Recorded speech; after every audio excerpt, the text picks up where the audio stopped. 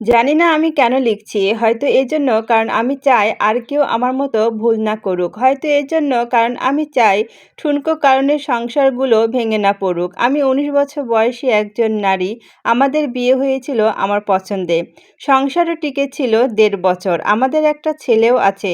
ওর বয়স ১ বছর। আমার স্বামীর স্বভাব চরিত্র সবই বেশ ভালোই ছিল। শুধু একটু জেদি।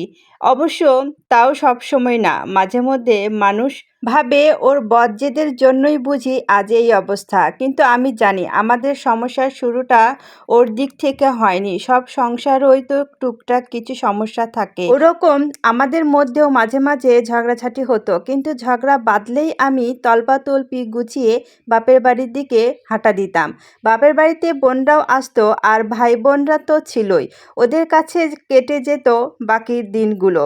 তখন সবাই ওকে ফোন করে কথা শোনাতো। আমার ছোট বোন তো রীতিমতো অপমান করত। আমার কাছেও মনে হতো ঠিকই আছে। কত বড় সাহস আমার সাথে লাগতে আসে, আমাকে নিজের মতো চালাতে চায়। আমার মধ্যে কেমন একটা জেদ কাজ করত। ওর কাছে ছোট হব, ওর কাছে নিজের ভুল স্বীকার করব, মাপ চাইবো, এটা ভাবতেই পারতাম না। উল্টো বড় গলা করে বলতাম, ডিভোর্স দাও, তোমার মতো লোকের সাথে কে সংসার করে? না, ডিভোর্স আমি কখনোই মন থেকে চাইনি, ওটা ছিল মুখের কথা। ওর সামনে ছোট হওয়ার চাইতে ডিভোর্স চাওয়াই আমার কাছে সঠিক মনে হতো। একদিনের কথা এখনও মনে পড়ে। সেদিন ছোট একটা ব্যাপার নিয়ে তর্ক করতে করতে দুজনেই খুব উত্তেজিত হয়ে পড়েছি। রাগে আমার শরীর কাঁপছে, যা মুখে আসছে তাই বলছি। তুইতকারী গালিগালাজ অপমান কিছু বাদ যায়নি। এক পর্যায়ে সহ্যের বাঁধ ভেঙে গেলে ও আমার গায়ে হাত তুলল। এর আগে কিংবা পরে কখনোই ও আমার গায়ে হাত তোলেনি, কিন্তু ওই একটা থাপ্পড় ওটাই যথেষ্ট ছিল। আমি বাপের বাড়ি চলে গেলাম। আর হ্যাঁ, বরাবরের মতো এবারও নিজের দিকটা না বলে খালি ওর দিকটাই বলে গেলাম। মানুষের দোষ দিয়ে কি আর লাভ? সবাইকে যা বলেছি সেটার উপর ভিত্তি করেই তারা বিচার করেছে। পরিবারের সবাই বলল, এমন ছেলের সাথে সংসার করার কোনো দরকার নেই। পরিবারের পরামর্শে এবং তাদের কথাতে যা যা করতে বলেছে আমি ঠিক তাদের কথা মতোই কাজ করেছি। ওর পরিবার থেকে মুরব্বীরা এসে বারবার অনুরোধ করলো আমি যেন সব দিক থেকে বিবেচনা করি। ভেতরে ভেতরে আমিও চিন্তা করতে লাগলাম, আচ্ছা, আমার স্বামী কি আসলেই তেমন তো খারাপ নয়। ও কি কোনো দিন নিজে থেকে আমার গায়ে হাত তুলেছে? আমি যদি ওকে এত কথা না শোনাতাম তাহলে কি ও আমার গায়ে সেদিন হাত তুলতো?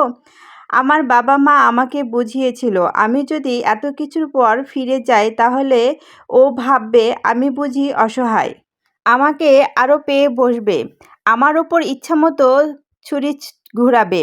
একবার গায়ে হাত তুলেছে মানে বারবার একই কাজ করবে, কাজে নিজে থেকে ফিরে যাওয়ার তো কোনো প্রশ্নই আসে না। কিন্তু আমার মনের ভিতর কে যে চিৎকার করে বলল, ও তো এমন লোক না। ও যেদিন আমার গায়ে হাত তুলেছিল সেদিন ওই হাঁটু জোর করে আমার কাছে মাপ চেয়েছে। এসব ভেবে ভেবে আমি তার সব দিক বিবেচনা করে নিলাম, তবে ওর কাছে ফেরত গেলাম না। কিছুদিন পর দুই পরিবার থেকে বিচার সালিশ হলো। সবার কাছে ও দোষী প্রমাণিত হলো। সবাই ওকে নানা কথা বোঝালো, উপদেশ দিল। তারপর আবার সংসার শুরু করলাম। এর পরের কয়েক মাস ভালোই চলছিল, কিন্তু হঠাৎ করে আবার কি একটা নিয়ে আমাদের ঝগড়া বেঁধে গেল। ব্যাস, কাপড় চোপড় গুছিয়ে আমি আমার বাপের বাড়ি গিয়ে উঠলাম। এর মধ্যে শুনলাম ও নাকি খুব অসুস্থ। আমি বাসায় ফিরতে চাইলে আমার পরিবার বলল, এভাবে একটা ঝগড়ার পর একা একা ফিরলে সেটা ভালো দেখায় না। আর আমার বোনদের কথা ছিল ওসব অসুস্থ টসুস্থ কিছু না, সব বাহানা। আমরা চাচ্ছিলাম ওই পক্ষ থেকে কিছু আত্মীয়স্বজন এসে ওর ভুল স্বীকার করে আমাকে হাতে পায়ে ধরে নিয়ে যাক, কিন্তু এবার আর কেউ আসলো না। এরও কিছুদিন পর ও আমাকে ডিভোর্স লেটার পাঠিয়ে দিল। ডিভোর্স লেটার দেখে আমাদের পরিবারের সবাই খুব ক্ষেপে গেল। সবাই বলতে লাগলো, কত বড় সাহস, মেয়েকে এত কষ্টে রেখেছে তার ওপর ডিভোর্স লেটার পাঠায়। সবার কথায় আমার কাছেও মনে হলো ঠিকই তো, কত বড় সাহস, আমাকে ডিভোর্স দিতে চায়। ওর সবগুলো ভুল চোখের ওপর ভাসতে লাগলো। মা বাবা মনে করিয়ে দিল ও হলো সেই ছেলে যে কিনা আমার গায়ে হাত তুলেছে। তখন ভাবতে ভাবতে চিন্তা করলাম যে এবার ডিভোর্সই দিব। কে চায় এমন ফালতু লোকের সংসার করতে? কোর্টে গিয়েও ওকে হেনস্থা করার চেষ্টা করলাম। আমার মাসিক খরচ বাড়িয়ে একটা আকাশছোঁয়া অঙ্ক দাবি করলাম।